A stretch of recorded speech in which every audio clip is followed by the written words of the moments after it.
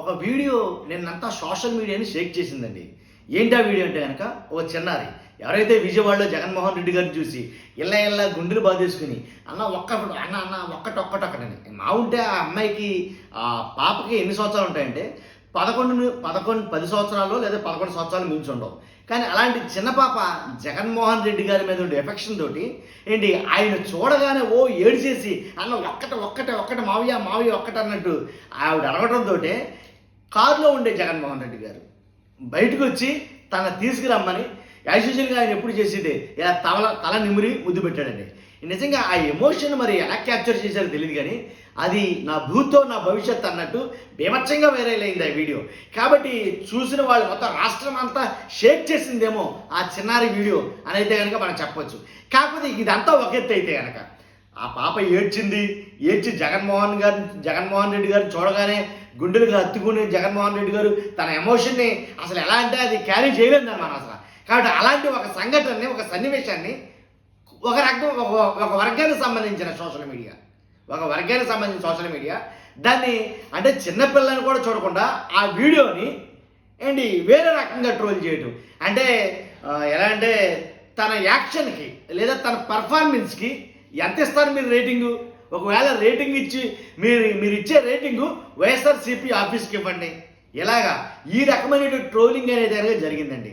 వెంటనే చాలామంది ఎవరైతే అమ్మాయి మీద పెట్టారో ట్రోల్ చేశారో వాళ్ళంతటినీ వైసీపీ సోషల్ మీడియా బాగా స్ట్రాంగ్గా కౌంటర్లు ఇచ్చేసరికి దెబ్బకి వీడియోలు సహా డిలీట్ చేసుకున్నారు.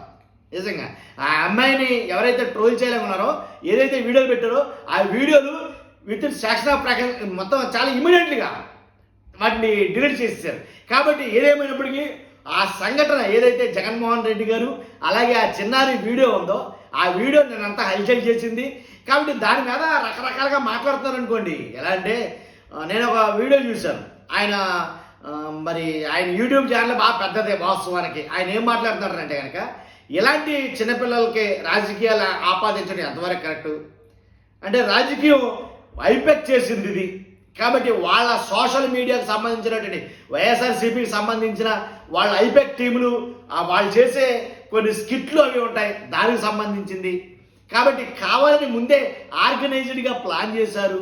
ఇలా కొన్ని మాటలైతే మాట్లాడాడండి ఆయన. నాకు అనిపించింది నిజంగా అది ఎమోషన్ కావాలనో లేదా చెయ్యాలనో ఏం జరగదండి అది.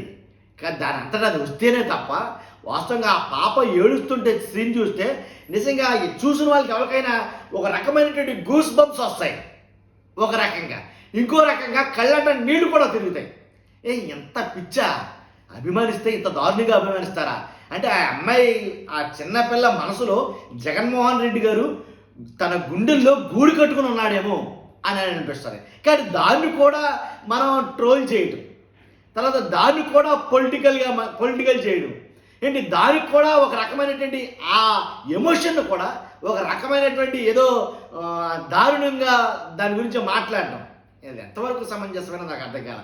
ఎలాంటి ట్రోలింగ్స్ వల్లే ఆల్రెడీ గతంలో ఎన్నో చూసాం మనం. ఇలాంటి ట్రోలింగ్స్ వల్ల నాకు జగనన్న ఇంటి పట్టా ఇచ్చాడు అని చెప్పిన కారణాన, తను సంతోషపడుతూ చెప్పిన కారణాన అసలు నిజంగా అమాయకురాలని తను చంపేలేదని ట్రోలింగ్ వల్ల. కాబట్టి ఇది ఎంతవరకు సమంజసమండి?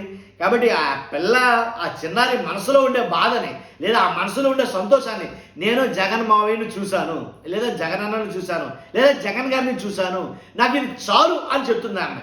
తర్వాత ఒక 1 అవర్ తర్వాత తన చేత ఇంకో వీడియో వచ్చింది. ఏంటి ఆ వీడియో అంటే కనుక మేము చదువుకోవడానికి మాకు అమ్మఒడి చాలా ఇంపార్టెంట్, అది జగన్ మావయ్య గుర్తుంచుకుని ప్రతి సంవత్సరం 15,000 టెన్షన్గా వేసేవాడు. కానీ ఇప్పుడు ఈ ప్రభుత్వం మాకు 15,000 ఇవ్వడమే లేదు అని అయితే మాట్లాడింది. దాని గురించి రాజకీయాలు ఎందుకు ఆ అమ్మాయికి అని అంటే కనుక కావాలి. నన్ను అడిగితే రాజకీయాలు ఎందుకు అనేది కొంతమంది సోషల్ మీడియా వాళ్ళకి నేను చెప్పింది రాజకీయాలు ప్రతి ఒక్కరికి తెలియాలి. తెలియకపోవడం కదా రాష్ట్రం ఎలా పోయింది. కాబట్టి ప్రతి ఒక్కరికి రాజకీయం అనేది తెలియాలి. కాబట్టి ఒక తండ్రి కూతురు మధ్య లేదా ఒక అన్నా చెల్లెల మధ్య లేదా ఒక అలాంటి సంఘటనలు జరిగినప్పుడు మాత్రమే ఉండేటటువంటి ఆ ఎమోషను ఒక రాజకీయ నాయకుడి మీద ఒక చిన్నారి 10 ఏళ్ల చిన్నారి చూపించిందంటే తన మీద తనకు ఉండే అభిమానం ఎంత గొప్పదో నిజంగా. కాబట్టి తన గురించి తను ఏమేందో తెలియదు. కానీ మొత్తానికి అసలు ఆ వీడియో నేను అందుకే అన్నా సోషల్ మీడియాను సైతం షేక్ చేసేసింది ఆ వీడియో. కాబట్టి షేక్ చేస్తున్న ఆ వీడియోని చూసి కొంతమంది కావాలని బురద అంటగట్టడం కోసం లేనిపోయిన తప్పిదాలన్నీ మాట్లాడటం జరిగింది. కాబట్టి ఈ వీడియో ఖచ్చితంగా 100% 2025కి ద బెస్ట్ వీడియో అని చెప్పొచ్చు. అండ్ పార్టీలకు అతీతంగా చెప్తానండి మాట, దాంట్లో ఎలాంటి డౌట్ లేదు. చూస్తున్న మీరు అందరూ కూడా మీ అభిప్రాయం ఏంటి ఖచ్చితంగా కామెంట్ రూపంలో తెలియజేయండి. ఫస్ట్ లైక్ చేయండి, నాకు మోటివేషన్గా ఉంటుంది.